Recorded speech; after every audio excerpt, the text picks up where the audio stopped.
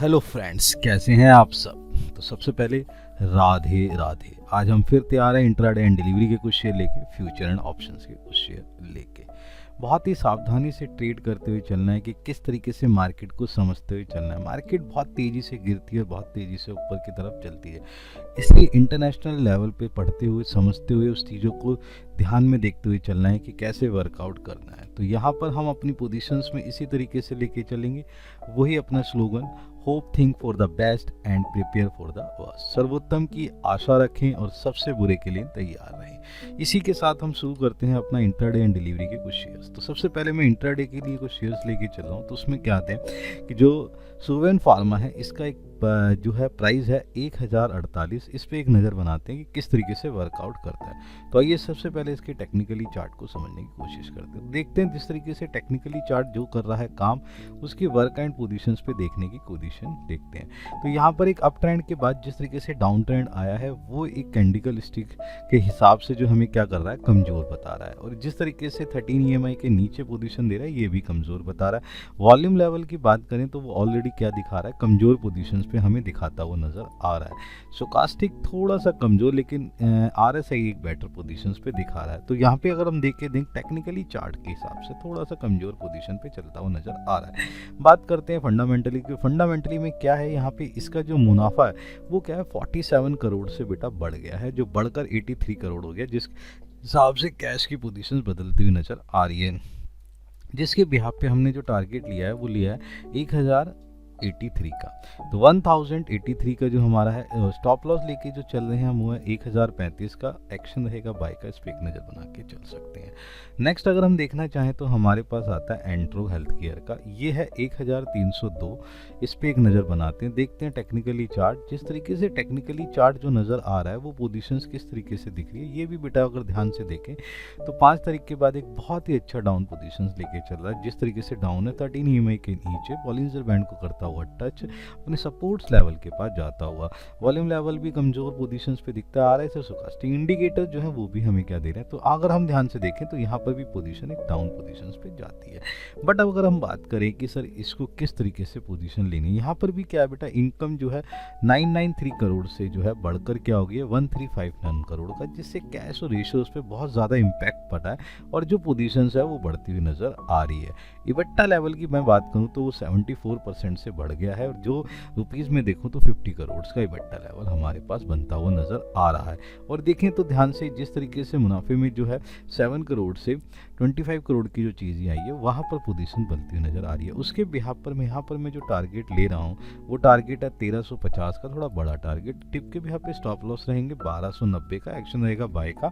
ये एक अच्छा काम करता हुआ नज़र आ सकता है आपको आज के दिन, तो पोजीशन देखते हुए चल सकते हैं। नेक्स्ट देखते हैं बेटा, हमारे पास जाता है क्या है, एंडोगेंस टेक का, जिसका प्राइस है 1869। इस पर एक नज़र बनाते हैं, देखते हैं टेक्निकली चार्ट। तो टेक्निकली चार्ट को समझने की कोशिश करते हैं किस तरीके से कर रहा है काम, पोजीशंस कैसे वर्कआउट करती हुई नज़र आ रही है। तो उसकी पोजीशंस को समझने की कोशिश करें कि किस तरीके से यहाँ पर वैल्यूएशन नज़र आ रही है। तो टेक्निकली चार्ट में अगर देखें तो एक डाउन पोजीशंस हमें नज़र आ रहा है, जिसके हिसाब से ये वर्कआउट करता हुआ दिखाई दे रहा है कि कहाँ पर पोजीशन जो है वैल्यूएशन के हिसाब से कमज़ोर जो है नज़र आ रही है। अगर हम ध्यान से देखें तो टेक्निकली चार्ट कमज़ोर, इंडिकेटर कमज़ोर, बाकी चीज़ें भी कमज़ोर नज़र आती हुई दिखाई दे रही है।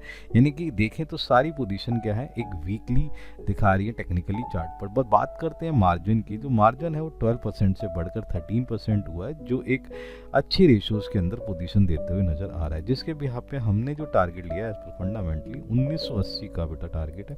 डिप के बिहाफ पे स्टॉप लॉस रहेगा 1855, एक्शन रहेगा बाय का। इस पर एक नज़र बना के चल सकते हैं। नेक्स्ट अगर मैं देखने की कोशिश करूं तो मेरे पास शेयर आ रहा है HPL इलेक्ट्रिक का, जिसका प्राइस है बेटा 435। इस पे नज़र बनाते हैं। तो सबसे पहले इसके टेक्निकली चार्ट को समझने की कोशिश करते हैं। तो टेक्निकली चार्ट अगर ध्यान से देखें गिरा हुआ, लेकिन यहाँ पर एक पैटर्न देता हुआ नज़र आ रहा है। थर्स्टिंग पैटर्न की पोजीशंस को दिखाता हुआ नज़र आ रहा है, जिसके बिहाफ पर हम पोजीशंस को थोड़ा सा बढ़ा सकते हैं और वैल्यूएशन लेके चल सकते हैं। RSI एक थोड़ा बेटर पोजीशन पे दे रहा है, बाकी जो पोजीशन है वो थोड़ी सी डाउन पे जाती हुई नज़र आ रही है। फंडामेंटली होता हुआ मजबूत जो इनकम है वो 7.4% से बढ़ गई है। प्राइस में जो पैसा है 392 करोड़ के करीब आ चुका है, जिसके बिहाफ पर हम यहाँ जो टारगेट लेने की कोशिश कर रहे हैं 445 का टारगेट है, और जो स्टॉप लॉस ले रहे हैं 428 का। डिप के बिहाफ पे जो है आपने यहाँ पर लेके चलना है और एक्शन रहेगा बाय का, इस पे भी आप एक नज़र बना के चल सकते हैं। नेक्स्ट अगर मैं देखने की बात करूँ तो वो आता है टाइम टैंको का, जिसका प्राइस है 382। इस पे मारते हैं एक नज़र। तो यहाँ पे अगर मैं देखने की कोशिश करूँ तो टेक्निकली चार्ट किस तरीके से कर रहा है काम, यहाँ से पोजीशन देखते हैं। तो यहाँ पर भी अगर हम ध्यान से देखें तो पियर्सिंग पैटर्न का एक बढ़ता हुआ नजर आ रहा है। वॉल्यूम लेवल में जिस तरीके का आया उछाल वो बहुत ही अच्छी पोजीशन पे देता है, जो रिकवरी करने की चीज़ों को बताता हुआ नजर आ रहा है, जिसके हिसाब से पोजीशन जो है एक बढ़ती हुई नजर आ रही है, जिसकी वैल्यूएशन बढ़ती हुई दिख रहा है। और उसके बिहाफ पर यहाँ टेक्निकली चार्ट थोड़ा सा मजबूत होता हुआ नजर आ रहा है।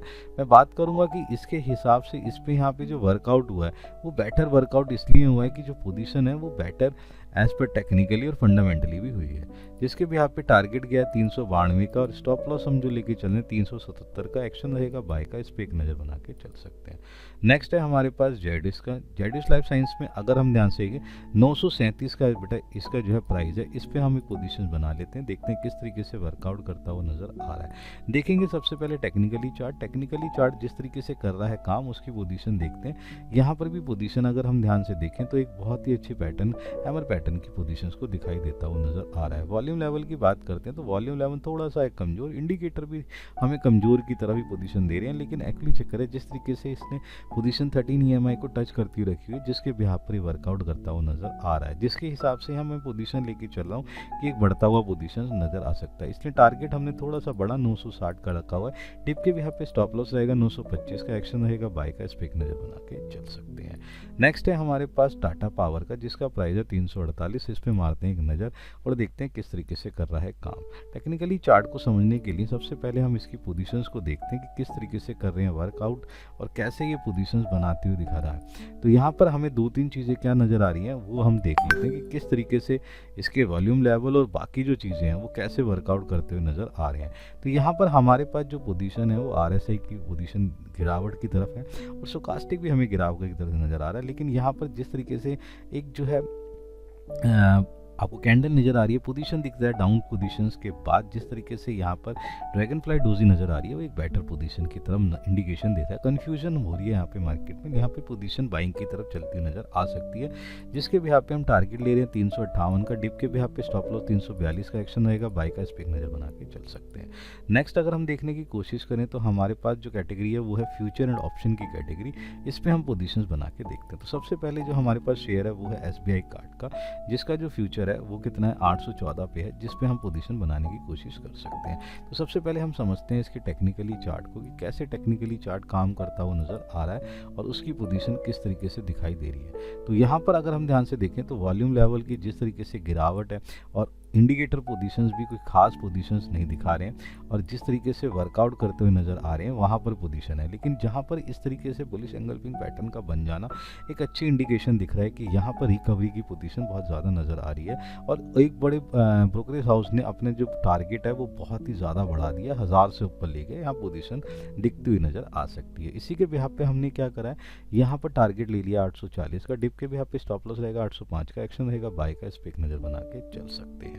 नेक्स्ट अगर हम देखने की कोशिश करें तो हमारे पास जो शेयर आ रहा है वो है कोटक बैंक का। फ्यूचर की बात करें यहाँ पर देखते हैं तो यहाँ पर हमारे पास जो प्राइस है वो क्या है 1946। इसके बिहाफ पे अगर देखने की कोशिश करें तो टेक्निकली चार्ट जिस तरीके से लग रहा है ये मजबूत पोजीशन पे, उसी के बिहाफ पर हमने क्या है इसकी पोजीशंस को समझने की कोशिश करी है ये किस तरीके से वर्कआउट करता हुआ नजर आ सकता है। तो यहाँ पर हम अगर ध्यान से देखें तो इसके इंडिकेटर पोजीशन और स्टोकास्टिक इंडिकेटर जिस तरीके से वॉल्यूम के हिसाब से वर्कआउट कर रहे हैं वो थोड़ी सी पोजीशन को दिखाते हुए नजर आ रहे हैं। यहाँ पर पियर्सिंग पैटर्न का बढ़ जाना एक अच्छी पोजीशंस को देता हुआ नजर आ रहा है। RBI की क्रेडिट कार्ड की जो जारी करने की इसके ऊपर पाबंदी थी वो हट गई, एक पॉजिटिव न्यूज़ इसके लिए आई है, जिसके बिहाफ पे मैं इसको फ्यूचर में लेके चल रहा हूँ। टारगेट है हमारा 1966 का। डिप के बिहाफ पे स्टॉप लॉस 1939। एक्शन आएगा बाय का, इस पे एक नज़र बना के चल सकते हैं। नेक्स्ट है हमारे पास जो है ऑप्शन की कैटेगरी। इसके अंदर जो अगर हम ध्यान से देखने की कोशिश करें तो सबसे पहले आता है ल्यूपिन का। तो ल्यूपिन का स्ट्राइक प्राइस है 2040, कॉल लेके चलना है, 62 रुपये का इसका टारगेट है। देखते हैं इसके टेक्निकली चार्ट को। टेक्निकली चार्ट समझने के लिए हमने इसकी पोजीशंस को देखने की कोशिश करी, तो इसकी जो पोजीशन है वो किस तरीके से वर्कआउट हो रही है वो हमें एक पोजीशंस को दिखाई दे रही है कि किस तरीके से पोजीशन जो है बैटर की तरफ जाती हुई नज़र आ रही है। इंडिकेशन अगर हम ध्यान से देखें तो जिस तरीके से नज़र आ रहे हैं वो एक थर्स्टिंग पैटर्न के बिहाफ पे वर्कआउट करता हुआ नज़र आ रहा है। और यहाँ पे लेकिन इंडिकेटर पोजीशन थोड़े से कमज़ोर नज़र आ रहे हैं, लेकिन इसके बिहाफ पर भी यहाँ पर क्या है कि अमेरिकी कारोबार में जो डबल डिजिट ग्रोथ हुई है उसका बेनिफिट यहाँ पर मिलता हुआ नजर आएगा, इसलिए इसको कॉल पोजीशन पे लिया। टारगेट लिया 62 का, स्टॉप लॉस लिया 46 का, एक्शन रहेगा बाय का। सही है ना, इस पे ध्यान से वर्कआउट करना है। नेक्स्ट है हमारे पास मुथूट फाइनेंस का 2180 इसका स्ट्राइक प्राइस, कॉल लेके चलना है, @71 है, टारगेट है 100 का। इस पर एक नज़र बनाते हैं और पोजीशंस को देख के चलते हैं और किस तरीके से वर्कआउट होता हुआ नज़र आ रहा है। यहाँ पर अगर मैं ध्यान से देखने की कोशिश करूँ तो पोजीशन जिस तरीके से नज़र आ रही है उसके बिहाफ पर हमें क्या नज़र आ रहा है कि टेक्निकली चार्ट थोड़ा सा लगता है कमज़ोर, लेकिन यहाँ पर अगर देखें तो रिकवरी की पोजीशन नज़र आती हुई दिखाई दे रही है। और ये जो रिकवरी पोजीशन है वो हमें एक बेनिफिट दिखता हुआ नज़र आ रहा है।